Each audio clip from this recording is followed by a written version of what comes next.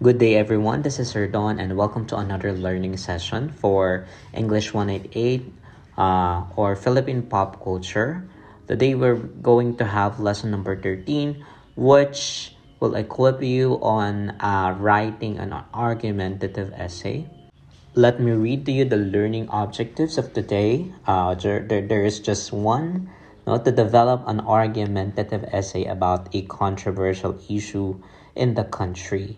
As part of our course, Philippine Popular Culture, of course, it seeks to enhance your understanding of the current issues that we're facing today, to develop and enhance your social involvement and transformation.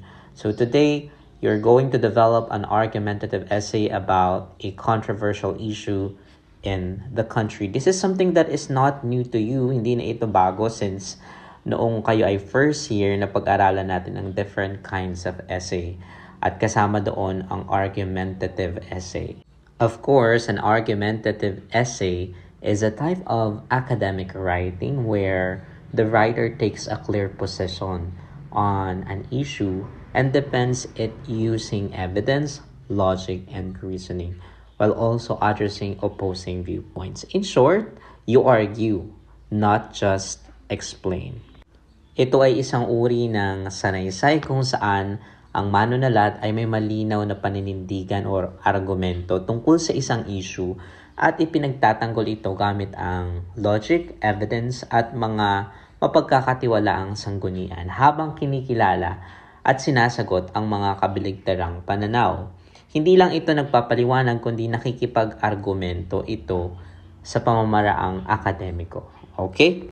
And since we said that you will be having an argumentative essay about a controversial issue, the topic that you're going to write for today is an argumentative essay about flood control projects in the Philippines. No, napaka-controversial nito nowadays, the flood control project in the Philippines. And you will write an argumentative essay about this at about 200 to 300 words. Okay, as for the format, naka-indent, so meaning nakapasok. And pwede itong typewritten, ibig sabihin pwede niyong i-type as a soft copy or pwede rin namang handwritten. Okay, now, syempre sa content, just like any other kinds of essays, meron kayong introduction, body, and conclusion generally. Kayo nang bahala kung gaano kahaba yung mga paragraphs or ilan ang paragraphs as long as it fits to the 200 to 300 words length. Okay, I have here an overview and it is essential to have an overview of the topic. Still, though this is very relevant, and alam ko naman na lahat kayo ay aware about this, The flood control project in the Philippines are designed to reduce flooding, So project ito ng gobyerno through infrastructure such as dikes, drainage systems, pumping stations, or river dredging. At itong mga project na ito ay essential, syempre para maprotektahan ang mga mamamayan, ang livelihood, and even the communities sa bansa natin, which is frequently affected by typhoons and heavy rainfalls, which result to flooding, However, despite the huge government budgets allocated for these projects, flooding remains a serious problem in many areas. Ang dami pa rin binabaha, Kahit na malaki yung inaalat ng gobyerno na budget para dito. Ang major issue dito ay failure due to corruption. And napatunayan natin yan, Including overpricing, substandard construction, ghost projects, and syempre the lack of transparency and monitoring. Bilang resulta, alat ng maraming flood control structures ang hindi naging epektibo at mabilis masira. As an argumentative position, itong topic na ito ay hindi about sa kulang sa funds, pero sa corruption at sa project implementation. Okay?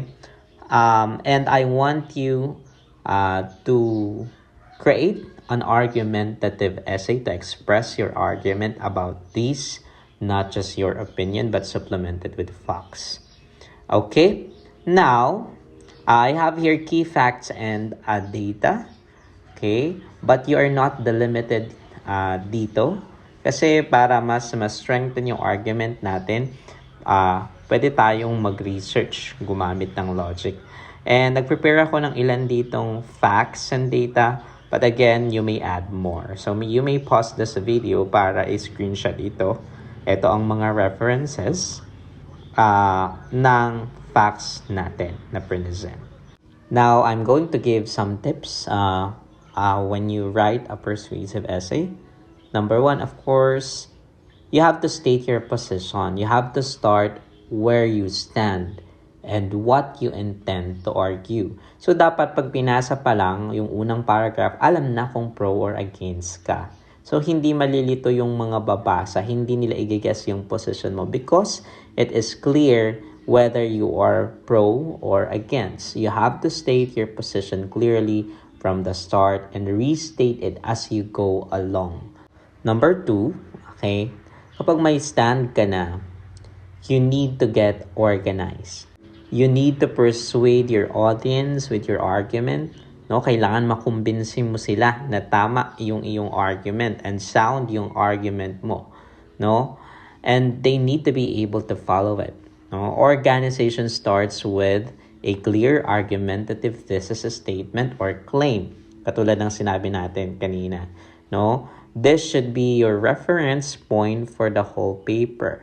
Hindi pwede na pro ka, kampi ka sa una, tapos hindi ka nakampi sa body, and then kampi ka ulit sa dulo. No, hindi organized yun. Dapat logical yung format natin na nakabase hindi lang sa opinion natin, but with evidence, analysis, and counter-argument. Okay?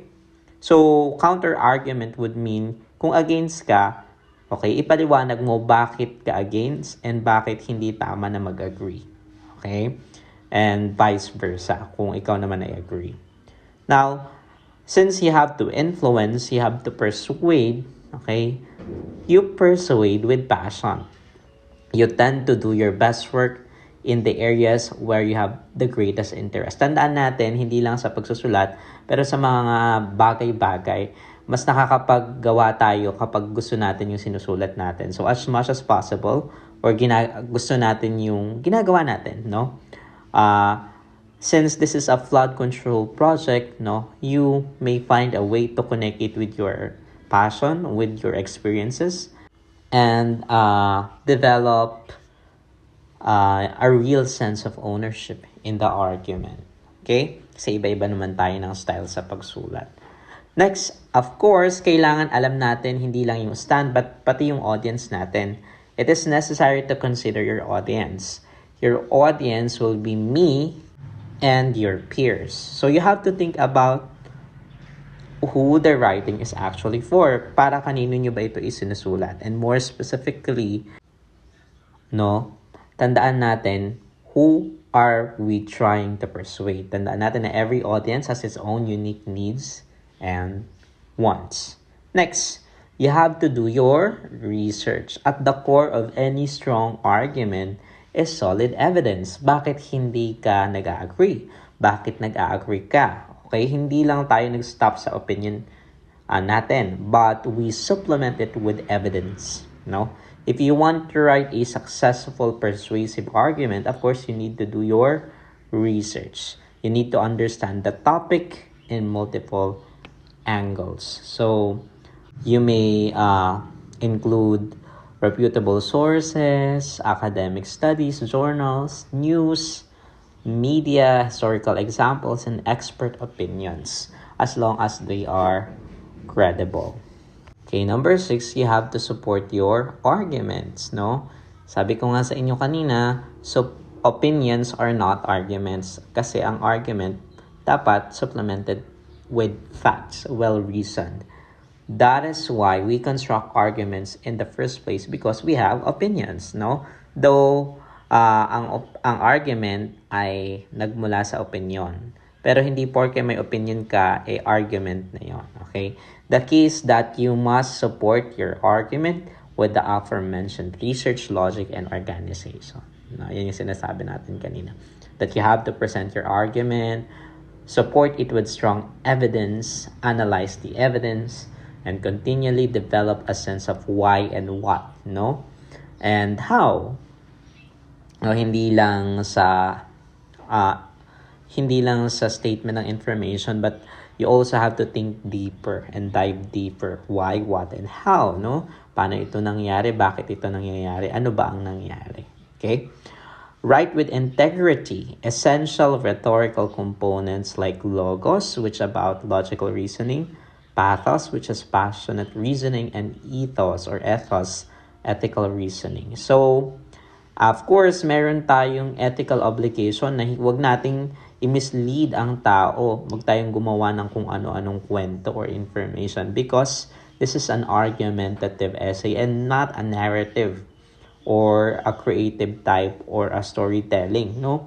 So, we should not rely on fake news, fallacies, misinformation, and fear tactics, no? Or other rhetorical devices na hindi naman relevant sa pagsusulat ng argumentative essay.